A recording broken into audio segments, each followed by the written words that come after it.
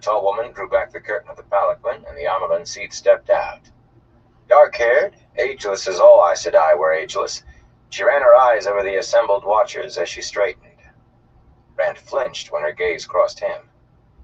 He felt as if he had been touched, but her eyes passed on and came to rest on Lord Agelmar. A liveried servant knelt at her side with folded towels, steam still rising, on a silver tray.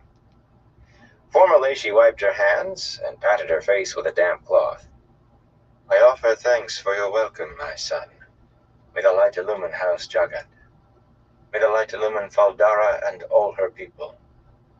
Agelmar bowed again. You honor us, mother.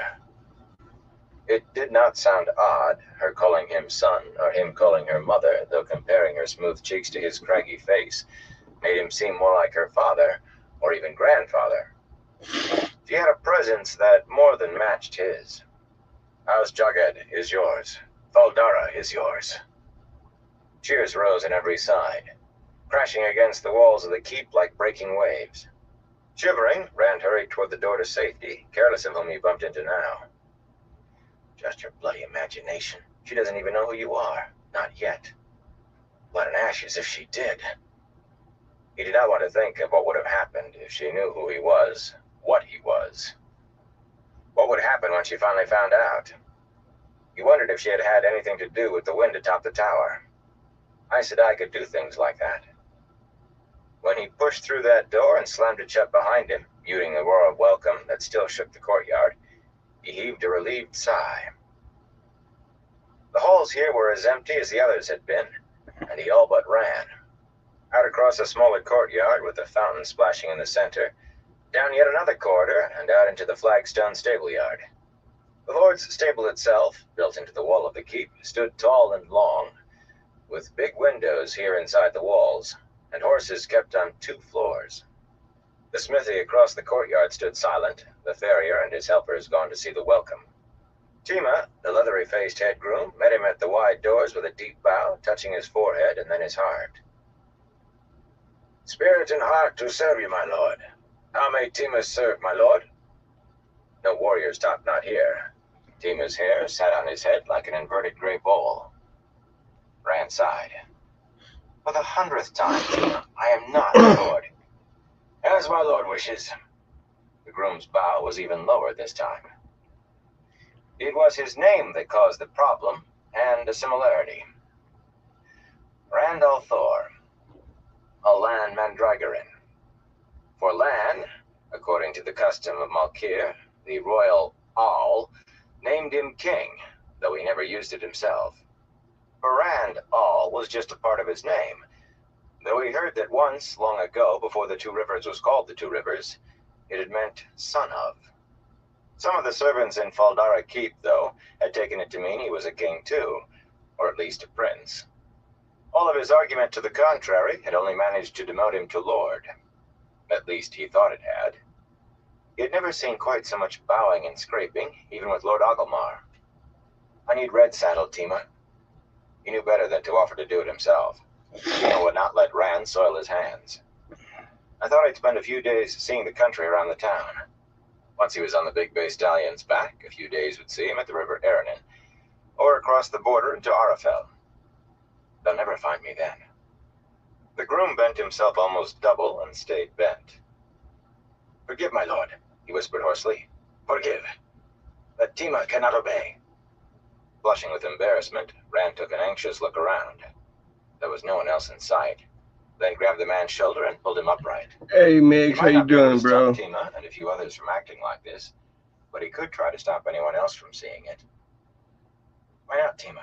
Let's do Tima, it, look at Dab. me, please. Why Hope not? you're doing good, Mix. It is commanded, my lord, Tima said, still whispering. In his eyes, not afraid, but ashamed that he could not do what Rand asked. Janarans took shame the way other people took being branded a thief. No horse may leave this stable until the order is changed.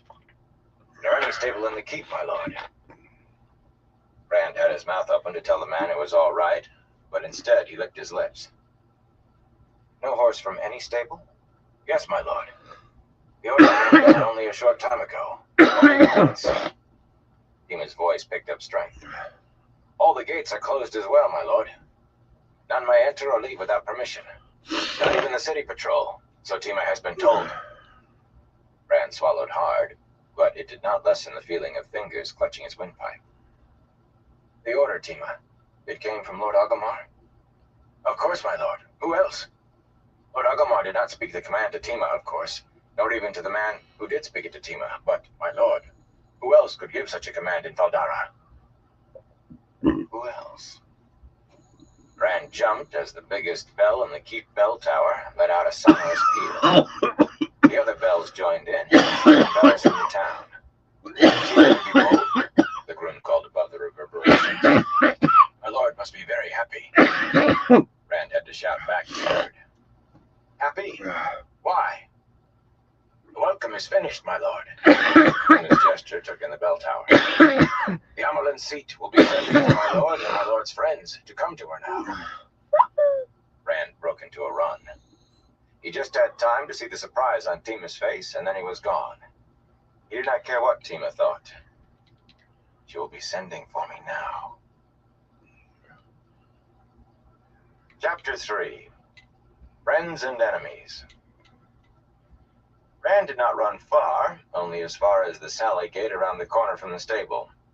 He slowed to a walk before he got there, trying to appear casual and unhurried. The arched gate was closed tight. It was barely big enough for 2 men to ride through abreast, but like all the gates in the outer wall, it was covered with broad strips of black iron and locked shut with a thick bar. 2 guards stood before the gate in plain conical helmets and plate mail armor with long swords on their backs. Their boots bore the Black Hawk on the chest. He knew one of them slightly, Ragan. The scar from a Trolloc arrow made a white triangle against Ragan's dark cheek behind the bars of his face guard. The puckered skin dimpled with a grin when he saw Rand. Peace may be you, Rand al'Thor. Ragan almost shouted to be heard over the bells. Do you intend to hit rabbits over the head, or do you still insist that club is a bow? The other guard shifted to stand more in front of him. Peace may be you, Ragan, Rand said, stopping in front of them. It was an effort to keep his voice calm. You know it's a bow. You've seen me shoot it. No good from a horse, the other guard said sourly. Rand recognized him now, with his deep-set, almost black eyes that never seemed to blink. They peered from his helmet like twin caves inside another cave. He supposed there could be worse luck for him than Masema guarding the gate, but he was not sure how, short of a red Aes Sedai. It's too long, Masema added. I can shoot 3 arrows with a horse bow while you loose 1 with that monster. Rand forced a grin, as if he thought it was a joke. Masema had never made a joke in his hearing, nor laughed at one. Most of the men at Faldara accepted Rand. He trained with Lan, and Lord Agomar had him at table.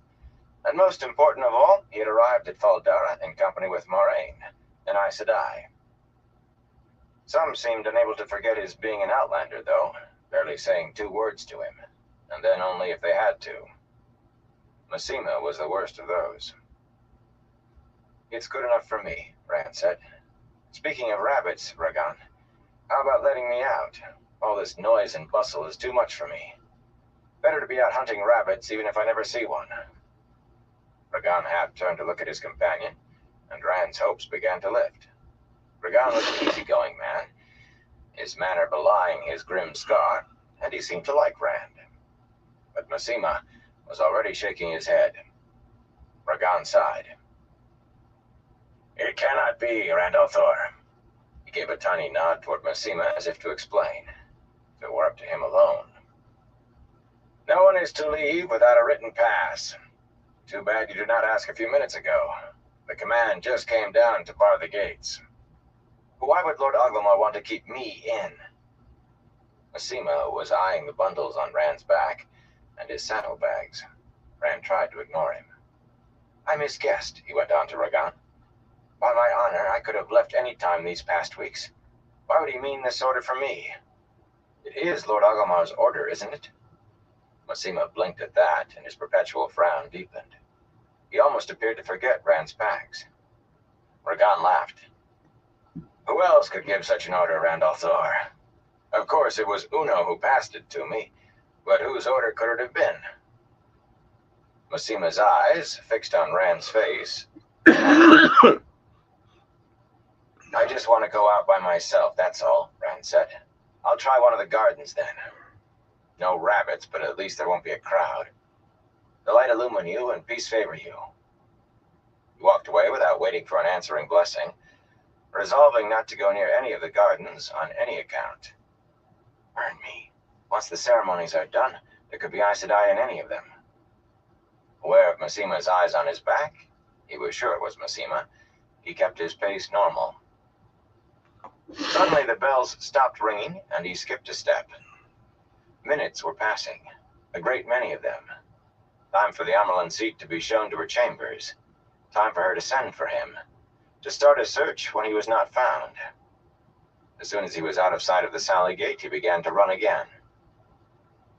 Near the barracks kitchens, the Carter's Gate, where all the foodstuffs for the keep were brought in, stood closed and barred behind a pair of soldiers. He hurried past, across the kitchen yard, as if he had never meant to stop. The dog gate at the back of the keep, just high enough and wide enough for one man on foot, had its guards too. He turned around before they saw him. There were not many gates, even as big as the keep was, but if the dog gate was guarded, they all would be. Perhaps he could find a length of room. He climbed one of the stairs to the top of the outer wall, to the wide parapet with its crenellated walls. It was not comfortable for him being so high and exposed if that wind came again, but from there he could see across the tall chimneys and sharp roofs of the town, all the way to the city wall. Even after nearly a month, the houses still looked odd to his Two Rivers eyes, eaves reaching almost to the ground, as if the houses were all wood-shingled roof, and chimneys angled to let heavy snow slide past. A broad paved square surrounded the keep, but only 100 paces from the wall lay streets full of people going about their daily business, aproned shopkeepers out under the awnings in front of their shops, rough-clothed farmers in town to buy and sell, hawkers and tradesmen and townspeople gathered in knots, no doubt to talk about the surprise visit from the Amyrlin Seat. He could see carts and people flowing through one of the gates in the town wall. Apparently the guards there had no orders about stopping anyone. He looked up at the nearest guard tower. One of the soldiers raised a gauntleted hand to him. With a bitter laugh, he waved back. Not a foot of the wall but was under the eyes of guards. Leaning through an embrasure, he peered down past the slots in the stone for setting hoardings, down the sheer expanse of stone to the dry moat far below. 20 paces wide and 10 deep, faced with stone polished slippery smooth. A low wall slanted to give no hiding place, surrounded it to keep anyone from falling in by accident, and its bottom was a forest of razor-sharp spikes. Even with a rope to climb down and no guards watching, he could not cross that. What served to keep Trollocs out in the last extreme served just as well to keep him in. Suddenly he felt weary to the bone, drained. The Amyrlin Seat was there, and there was no way out. No way out, and the Amyrlin Seat there. If she knew he was there, if she had sent the wind that had seized him, then she was already hunting him, hunting with an Aes Sedai's powers. Rabbits had more chance against his bow. He refused to give up, though. There were those who said Two Rivers folk could teach stones and give lessons to mules. When there was nothing else left, Two Rivers people hung on to their stubbornness. Leaving the wall, he wandered through the keep. He paid no mind to where he went, so long as it was nowhere he would be expected. Not anywhere near the throne, nor any of the stables, nor any gate. Masima might risk Uno's tongue to report him trying to leave, nor garden. All he could think of was keeping away from any Aes Sedai. Even Moraine. She knew about him. Despite that, she had done nothing against him. So far as you know. What if she's changed her mind? Maybe she sent for the Amyrlin Seat. For a moment, feeling lost, he leaned against the corridor wall, the stone hard under his shoulder. Eyes blank, he stared at a distant nothing and saw things he did not want to see. Gentled. Would it be so bad to have it all over?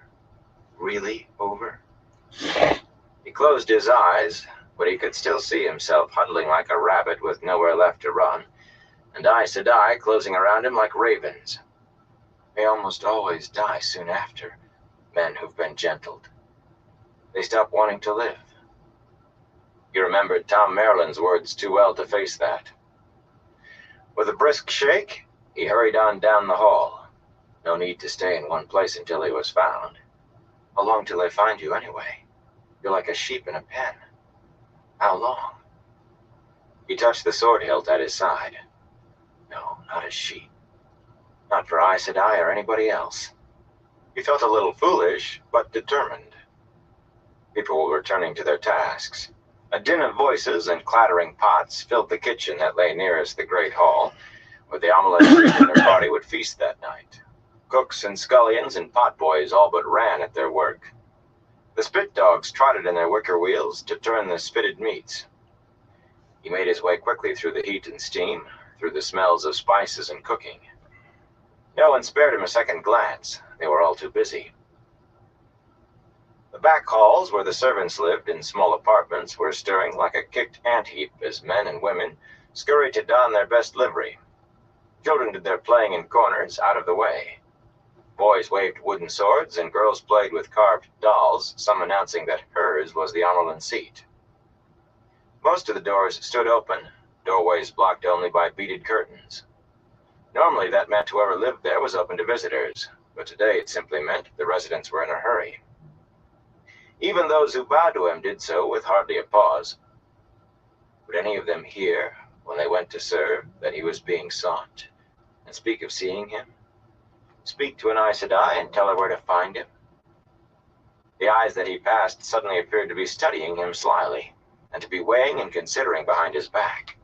Even the children took on sharper looks in his mind's eye. He knew it was just his imagination. He was sure it was. It had to be.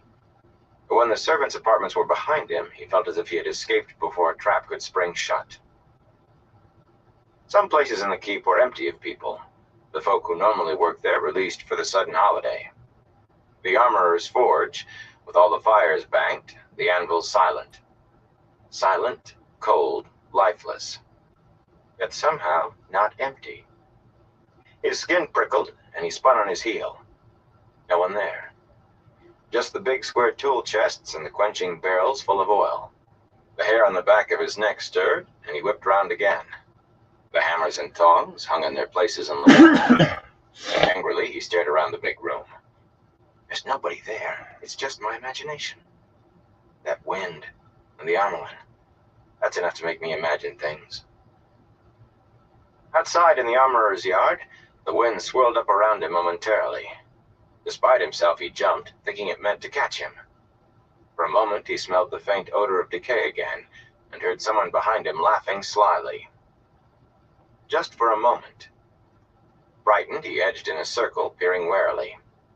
The yard, paved with rough stone, was empty except for him. Just your bloody imagination. He ran away, and behind him he thought he heard the laughter again, this time without the wind. In the woodyard, the presence returned, the sense of someone there, the feel of eyes peering at him around tall piles of split firewood under the long sheds, darting glances over the stacks of seasoned planks and timbers waiting on the other side of the yard for the carpenter's shop, now closed up tight. He refused to look around, refused to think of how one set of eyes could move from place to place so fast, could cross the open yard from the firewood shed to the lumber shed without even a flicker of movement that he could see. He was sure it was one set of eyes. Imagination. Maybe I'm going crazy already. He shivered. Not yet. Like, please, not yet. Stiff-backed, he stalked across the woodyard, and the unseen watcher followed. Down deep corridors lit only by a few rush torches, in the storerooms filled with sacks of dried peas or beans, crowded with slatted racks heaped with wrinkled turnips and beets, or stacked with barrels of wine and casks of salted beef and kegs of ale. The eyes were always there, sometimes following him, sometimes waiting when he entered. He never heard a footstep but his own, never heard a door creak except when he opened and closed it. But the eyes were there. Light. I am going crazy. Then he opened another storeroom door, and human voices, human laughter drifted out to fill him with relief. There would be no unseen eye here. He went in. Half the room was stacked to the ceiling with sacks of grain. In the other half, a thick semicircle of men knelt in front of one of the bare walls. They all seemed to wear the leather jerkins and bowl-cut hair of menials. No warrior's top knots, no livery. No one who might betray him accidentally. What about him? The rattle of dice came through their soft murmurs, and somebody let out a raucous laugh at the throw. Loyal was watching them dice, rubbing his chin thoughtfully with a finger thicker than a big man's thumb, his head almost reaching the rafters nearly 2 spans up. None of the dicers gave him a glance. Ogier were not exactly common in the Borderlands, or anywhere else, but they were known and accepted here, and Loyal had been in Valdara long enough to excite little comment. The Ogier's dark, stiff-collared tunic was buttoned up to his neck and flared below the waist over his high boots, and one of the big pockets bulged and sagged with the weight of something. Books, if Rand knew him. Even watching men gamble, Loyal would not be far from a book. In spite of everything, Rand found himself grinning. Loyal often had that effect on him. The Ogier knew so much about some things, so little about others, and he seemed to want to know everything. Yet Rand could remember the first time he ever saw Loyal, with his tufted ears and his eyebrows that dangled like long mustaches, and his nose almost as wide as his face. Saw him, and thought he was facing a Trolloc. It still shamed him. Ogier and Trollocs. Myrddraal and things from the dark corners of Midnight Tales. Things out of stories and legends. That was how he had thought of them before he left Emond's Field. But since leaving home, he had seen too many stories walking in the flesh ever to be so sure again. Aes Sedai and unseen watchers, and a wind that caught and held. His smile faded. All the stories are real, he said softly. Loyal's ears twitched, and his head turned toward Rand. When he saw who it was, the Ogier's face split in a grin, and he came over. Ah, there you are. His voice was a deep bumblebee rumble. I did not see you at the welcome. That was something I had not seen before. 2 things. The Shienaran welcome and the Amaran seat. She looks tired, don't you think? It cannot be easy being Amyrlin. Worse than being an elder, I suppose.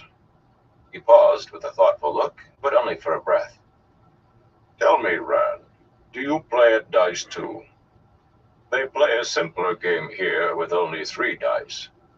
We use 4 in the steading. They won't let me play, you know. They just say glory to the builders and will not bet against me. I don't think that's fair, do you?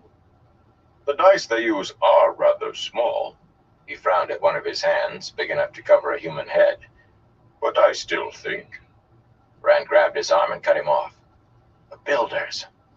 Loyal. Ogier built Valdara, didn't they? Do you know any way out except by the gates? A crawl hole, a drain pipe, anything at all? If it's big enough for a man to wiggle through.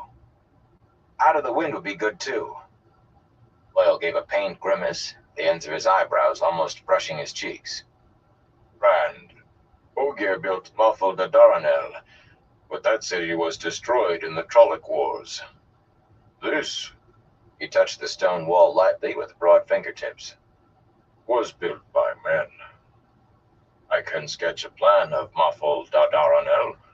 I saw the maps once in an old book in Stedding Shangtai. But of Valdara, I know no more than you. It is well built, though, isn't it? Stark, but well made. Rand slumped against the wall, squeezing his eyes shut. I need a way out, he whispered. The gates are barred and they won't let anyone pass. But I need a way out. But why, Rand? Loyal said slowly. No one here will hurt you. Are you all right? Rand? Suddenly his voice rose. Mat, Aaron, I think Rand is sick. Rand opened his eyes to see his friends straightening up out of the knot of dicers. Mat Cawthon, long-limbed as a stork, wearing a half-smile as if he saw something funny that no one else saw.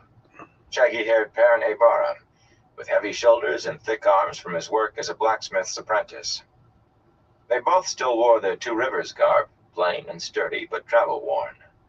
Matt tossed the dice back into the semicircle as he stepped out, and one of the men called, "Here, Southlander, quit while you're winning." "Better than when I'm losing," Matt said with a laugh. Unconsciously, he touched his coat at the waist, and Rand winced. Matt had a dagger with a ruby in its hilt under there, a dagger he was never without. A dagger he could not be without. It was a tainted blade from the dead city of Shadar Logoth, tainted and twisted by an evil almost as bad as the Dark One. The evil that had killed Shadar Logoth 2,000 years before, yet still lived among the abandoned ruins. That taint would kill Matt if he kept the dagger. It would kill him even faster if he put it aside. "You'll have another chance to win it back." Wry snorts from the kneeling men indicated they did not think there was much chance of that. Perrin kept his eyes down as he followed Matt across to Rand. Perrin always kept his eyes down these days, and his shoulders sagged as if he carried a weight too heavy even for their width. "What's the matter, Rand?" Matt asked. "You're as white as your shirt. Hey, where did you get those clothes? You're turning Shienaran? Maybe I'll buy myself a coat like that and a fine shirt." He shook his coat pocket, producing a clink of coins. "I seem to have luck with the dice. I can hardly touch them without winning." "You don't have to buy anything," Rand said tiredly. "Moraine had all her clothes replaced. They're burned already for all I know. All but what you two are wearing. Elan Sue will probably be around to collect them, so I'd change fast if I were you, before she takes them off your back." Perrin still did not look up, but his cheeks turned red. Matt's grin deepened, though it looked forced. They too had had encounters in the baths, and only Matt tried to pretend it did not matter. "And I'm not sick. I just need to get out of here. The Amerlin seat is here. Lan said, he said with her here, it will be better for me if I were gone a week. I need to leave, and all the gates are barred." "He said that?" Matt frowned. "I don't understand. He'd never say anything against an Aes Sedai. Why now?" "Look, Rand, I don't like Aes Sedai any more than you do, but they aren't going to do anything to us." He lowered his voice to say that, and looked over his shoulder to see if any of the gamblers was listening. Feared the Aes Sedai might be, but in the Borderlands, they were far from being hated, and a disrespectful comment about them could land you in a fight or worse. "Look at Moraine. She isn't so bad, even if she is Aes Sedai. You're thinking like old Sen Bui telling his tall tales back home in the Wine Spring Inn. I mean, she hasn't hurt us, and they won't. Why should they?" Perrin's eyes lifted, yellow eyes gleaming in the dim light like burnished gold. Moraine hasn't hurt us, Rand thought. Perrin's eyes had been as deep a brown as Matt's when they left the Two Rivers. Rand had no idea how the change had come about. He did not want to talk about it or about very much of anything since it happened. But it had come at the same time as the slump in his shoulders and a distance in his manner as if he felt alone, even with friends around him. Perrin's eyes and Matt's dagger. Neither would have happened if they had not left Emond's Field, and it was Moraine who had taken them away. He knew that was not fair. They would probably all be dead at Trollocs' hands, and a good part of Emond's Field as well if she had not come to their village. But that did not make Perrin laugh the way he used to, or take the dagger from Matt's belt. And me, if I was home and still alive, would I still be what I am now? At least I wouldn't be worrying about what the Aes Sedai are going to do to me. Matt was still looking at him quizzically, and Perrin had raised his head enough to stare from under his eyebrows. Loyal waited patiently. Rand could not tell them why he had to stay away from the Amerlin seat. They did not know what he was. Lan knew, and Moraine, and Egwene and Nynaeve. He wished none of them knew, and most of all he wished Egwene did not. But at least Matt and Perrin, and Loyal too, believed he was still the same. He thought he would rather die than let them know, than see the hesitation and worry he sometimes caught in Egwene's eyes and Nynaeve's, even when they were trying their best. Somebody's watching me, he said finally. following me. Only there's nobody there. Aaron's head jerked up, and Matt licked his lips and whispered, "A fade?" Of course not, Loyal snorted. How could one of the Eyeless enter Faldara, town or keep? By law, no one may hide his face inside the town walls, and the lamplighters are charged with keeping the streets lit at night, so there isn't a shadow for a Myrddraal to hide in. It could not happen. Walls don't stop a fade, Matt muttered. Not when it wants to come in. I don't know as laws and lamps will do any better. You do not sound like someone who had half thought fades were only Gleeman's tales less than half a year before. He had seen too much, too. And there was the wind, Rand added. His voice hardly shook as he told what had happened on the tower top. Aaron's fists tightened until his knuckles cracked. I just want to leave here, Rand finished. I want to go south. Somewhere away. Just somewhere away. But if the gates are barred, Matt said, how do we get out? Rand stared at him. We? He had to go alone. It would be dangerous for anyone near him eventually. He would be dangerous, and even Moraine could not tell him how long he had. Matt, you know you have to go to Tar Valon with Moraine. She said that's the only place you can be separated from that bloody dagger without dying. And you know what will happen if you keep it. Matt touched his coat over the dagger, not seeming to realize what he was doing. An Aes Sedai's gift is bait for a fish, he quoted. Well, maybe I don't want to put the hook in my mouth. Maybe whatever she wants to do in Tar Valon is worse than if I don't go at all. Maybe she's lying. The truth an Aes Sedai tells is never the truth you think it is. You have any more old sayings you want to rid yourself of? Rand asked. A south wind brings a warm guest, a north wind an empty house. A pig painted gold is still a pig. What about talk shears no sheep? A fool's words are dust. Easy, Rand, Perrin said softly. There's no need to be so rough. Isn't there? Maybe I don't want you two going with me, always hanging around, falling into trouble and expecting me to pull you out. You ever think of that? Burn me, did it ever occur to you I might be tired of always having you there whenever I turn around? Always there, and I'm tired of it. The hurt on Perrin's face cut him like a knife, but he pushed on relentlessly. There are some here think I'm a lord. A lord. Maybe I like that. But look at you, dicing with stable hands. When I go by myself. You two can go to Tar Valon or go hang yourselves. But I leave here alone. Matt's face had gone stiff, and he clutched the dagger through his coat till his knuckles were white. If that is how you want it, he said coldly. I thought we were... However you want it, all four. But if I decide to leave at the same time you do, I'll go. And you can stand clear of me. Nobody is going anywhere, Perrin said, if the gates are barred. He was staring at the floor again. Laughter rolled from the gamblers against the wall as someone lost. Go or stay, Loyal said. Together or apart, it doesn't matter.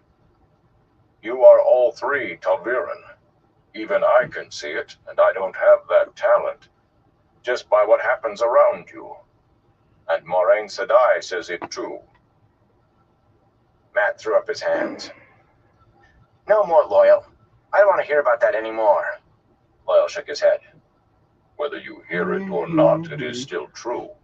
The wheel of time weaves the pattern of the age, using the lives of men for thread. And you three are ta'veren, center points of the weaving. No more, Loyal. For a time, the wheel will bend the pattern around you three, whatever you do. And whatever you do is more likely to be chosen by the wheel than by you. The Viren pull history along behind them and shape the pattern just by being. But the wheel weaves ta'veren on a tighter line than other men. Wherever you go, and whatever you do, until the wheel chooses otherwise, you will... No more, Matt shouted. The men dicing looked around, and he glared at them until they bent back to their game. I am sorry, Matt, Loyal rumbled. I know I talk too much. I did not mean... I'm not telling you, Matt told the rafters, with a big big-mouthed Ogier and a fool whose head is too big for a hat. Coming, Perrin? Perrin sighed and glanced at Rand, then nodded. Rand watched them go with a stick caught in his throat. I must go alone. Light help me, I have to. Loyal was staring after them too, eyebrows drooping worriedly. Rand, I really didn't mean to.